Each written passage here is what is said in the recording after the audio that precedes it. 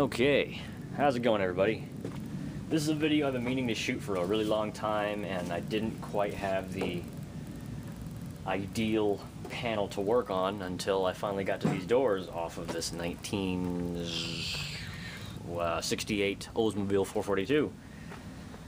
How to block sand your primer, your first prime really, so you can get that professional nice mirror gloss shine the second time you prime it, and then when you wet sand it with your 400 if you're doing a solid color, or 600 if you're doing a metallic color.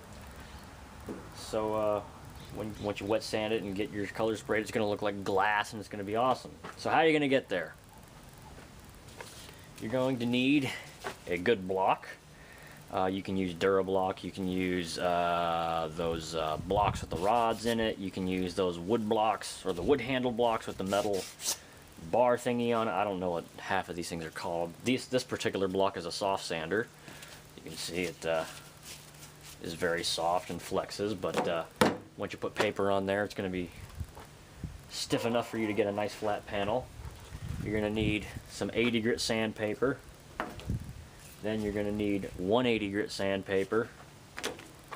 You will need some guide coat. This happens to be a powdered guide coat. There's a couple of different ways you can go about it. You can get the powdered stuff. It comes in white, tan, and black.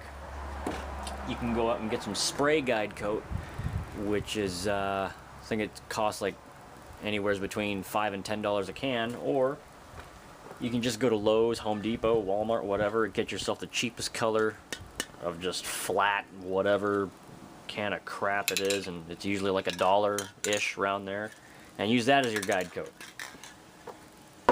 Now you don't have to start off using a block only. You can do alternate things to start off with. You can take, for example, a DA sander with a 3/32 throw. I don't recommend a 3/16 because I think it's a little too aggressive. You can get yourself some 80 grit sandpaper. You can get yourself 120, 180, anywhere as you want to kind of be in that territory. Start it with your DA sander and then come back and finish it by hand with your block. That's another avenue you can take. The last thing I should mention is probably the first thing you should make sure you have in the first place is at least a dust filter mask. Preferably you should get those ones with the big pink filters on the side of it. Those are pretty righteous. So now that we've got our materials covered out of the way, because this is not me trying to sell you on anything or whatever else, let's take a look at our door primed as it is right now. Let me go put this guy away. I don't use this thing anymore because it doesn't work. Go figure. Okay. Get you off the tripod just because it's easier. Rather than have to stop record. So I primed this door and this one yesterday with 2 good coats of House of Colors DTS epoxy / surfacer urethane hybrid blah blah blah blah blah primer, whatever. I'm not quite sure how well this is picking up in the camera because we kind of have like this weird light situation right now. Oh, there you go. All those spots like right there and right there, that's where the primer has soaked into the filler, and then right here is just kind of bare metal area, and then here again, yeah, you can see it right here, kind of. This is a big patch of filler, and then I've got filler all the way right down in here. And we've got some pinholes. I don't know how well this is focusing in. Come on, focus. And we've got just a little bit more, just kind of crap than what you would normally end up with. I had problems with my gun yesterday, so I kind of sprayed it. Sort of yeah, that word. So, yeah. First off, we already cleaned off our substrate with just some terry cloths and just wiped it down clean. Take our guide coat. I'm going to do this. Oh, that quite didn't work out the way I wanted to. Okay. So just take your white powdered guide coat. I apologize for the shaky cam. I'm pretty sure some people don't like that kind, but hey, whatever.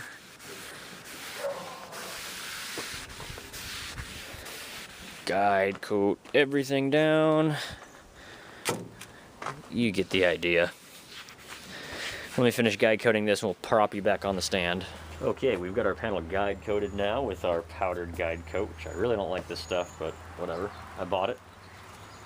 Another thing I did not mention that is probably a good idea to have is a pair of gloves. It's nice not to get this crap all over your fingers. It's nice to have your hands clean a little bit, and that's also going to stop you from trying to touch it with your bare hands and getting any contaminants on it.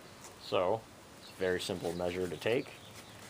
But make sure the gloves that you use are dedicated for body work and you're not using them to, you know, change oil or grab drum brakes with or, you know, whatever else. Or you can simply use those rubber gloves, disposable ones in a box. Those are quite awesome as well, but I hate it when you get filler on these things. Anyways, we have our guide coat all over our panel. We've got our 80 grit on our block. And now all we're going to do is create an X pattern. And all that means is you're going to take your block and move it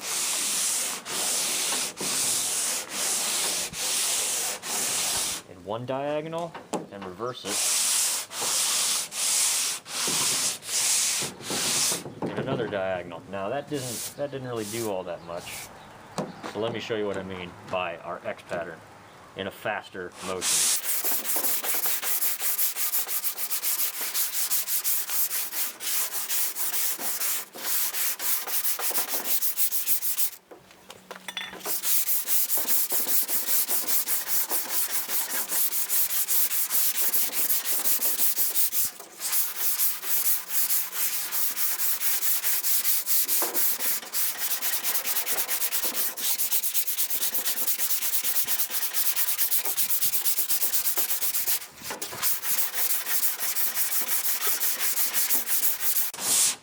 Okay, let's stop right there and take a look at it.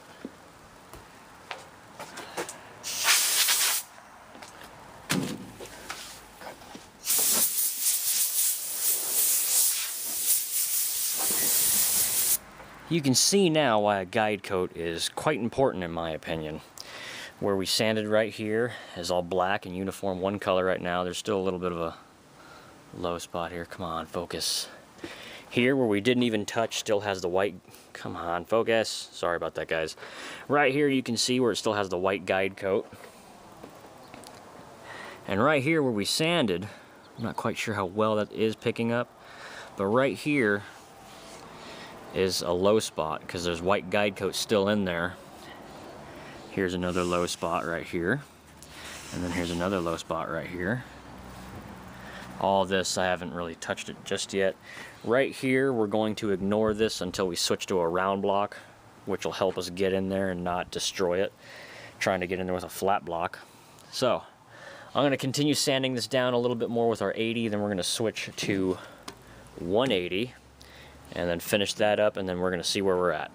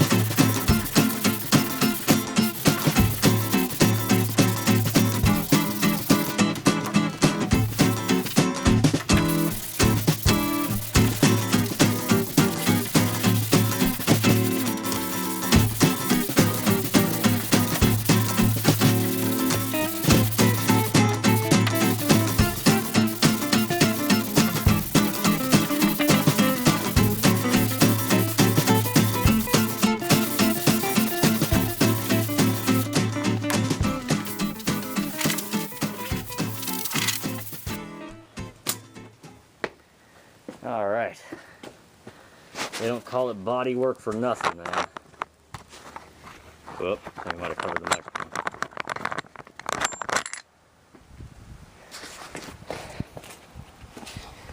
Okay, very quickly now you can see what's starting to happen here. We're starting to poke through metal here. We've already popped through metal here here, indicating that we have some high spots here. There's still some low spots because there's still some white guide coat here. Still haven't really tinkered with this area too much. Right here we've got a low. If this camera will focus, there we go. We've got a low spot here, and we've got some pinholes, and there's just some stuff that's not happening right here. Right here was a high spot in our Bondo, or Cataloi, as Mr. Paul Scott has informed me it is over the pond. I think I mentioned that in another video. But right here, I don't know how well you can see it. There's a dark spot right here indicating that there's a low spot there. And the rest of the panel looks like it's starting to feather out. And it's starting to get pretty darn nice. Okay, now let's address this thing in here. I don't like taking a square block and just kind of doing this and getting in there. Yeah, it'll work, I guess. If you roll this edge like I do here, I guess you can get in there and kind of do that, but I prefer rough. This right here is another block that comes with the Soft Sander 11-inch kit. It's an oval block that happens to work very well with that soft sander paper, Superflex, whatever you want to call it. And all you do is you take it and you do the same thing. Moving your X pattern. It's really hard doing one-handed, but take my word for it.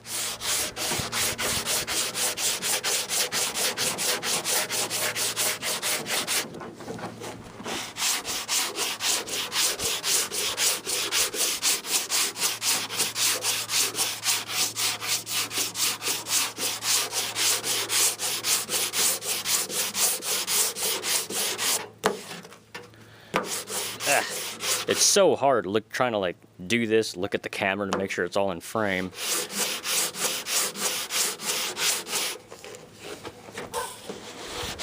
And then do your X pattern the other way.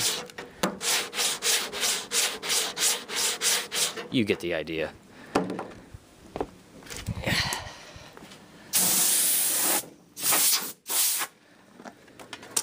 So now you can see our low spot or high spot here. This is a low spot. There's a low spot there. It's not getting sanded. And then of course here we didn't touch it just yet. Now one thing to mention as well, when you're sanding, I don't care if it's a soft sander, Durablock, or whatever else, don't sit there and bear into it and try to like force it down, because what that's going to happen, you're going to make your panel tin can. And what tin canning is when the panel comes in and out and it flexes so much to a point that you start to weaken the metal. What the heck was that? So literally all you want to do is like the block and the weight of your hand by itself with no pressure.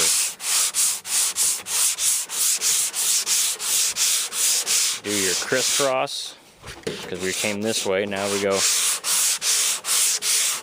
that way. So let me finish this up in 80 grit, and then we're going to switch to 180, and then we're going to see how much of a sound change happens there.